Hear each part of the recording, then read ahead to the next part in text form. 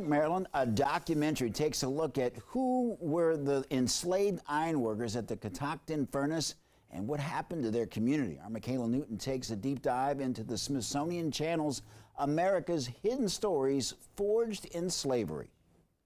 Crystal Claggett says she's a descendant of Robert Patterson, a free African-American who was an iron worker at the Catoctin Furnace.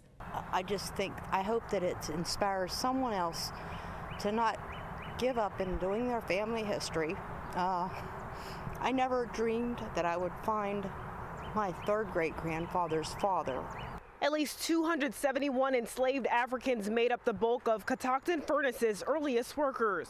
They were able to take iron ore, limestone, charcoal, and some water power and produce iron at 3,200 degrees and then create beautiful stoves and pots and fireback. Elizabeth Comer, president of the Catoctin Furnace Historical Society, says people will soon be able to view a documentary about the Catoctin Furnace ironworkers called America's Hidden Stories Forged in Slavery.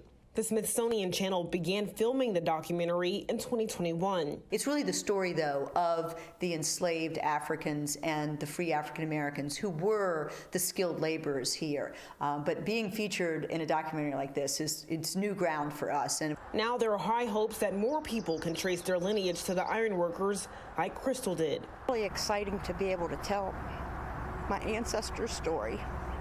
Doesn't matter which ancestor, I'm a people first person, so I'm just happy to be able to tell a story that belongs to my ancestors, and that's their story, not mine. Reporting in Thurmont, Maryland, Michaela Newton, DC News Now.